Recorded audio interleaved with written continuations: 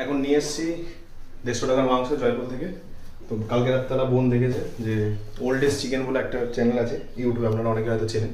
তো সেখান থেকে দেখেছে যে নিউ চিকেন সুন্দরী রেসিপি, সেই চিকেন সুন্দরীটা বোন আজকে করবে বলেছে। তো এখন 150 টাকার মাংস নিয়ে আসলাম, রান্না পরে দেখাচ্ছি যে ওইটা দেখতে এরকম ছিল, আপনারা কি ওই রেসিপিটা দেখে আসবেন না, তারপরে বোন যেটা রান্না করে সেটা দেখাচ্ছি আর খেয়ে বলবো টেস্ট কেমন হয়। আজকে বোন রান্না করছে ঘরে, তো হচ্ছে চিকেন সুন্দরী আজকে দুপুরের মেনুতে।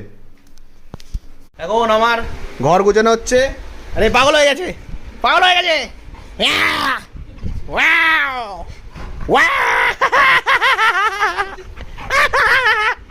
দেখুন পাগল হয়ে গেছে, পাগল হয়ে গেছে, খেপে গেছে, খেপে গেছে, খেপে গেছে।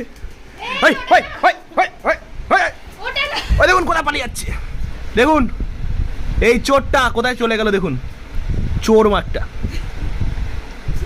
এই বেরো, এই বেরা বেরা।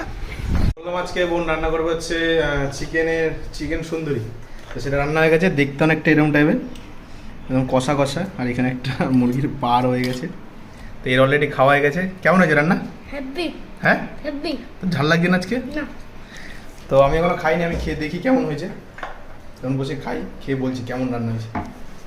ভাতটা সবে মাখলাম মেখে।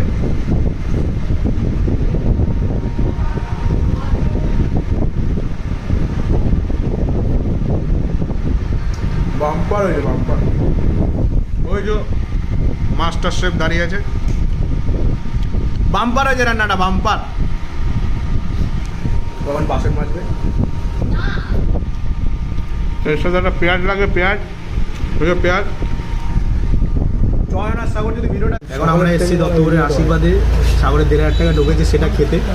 আর সাগর তোমরা দেখেছো সকালে খেয়েছে। তুই ভাই সকালবেলা খেলি আমার চিনিস আমাকে,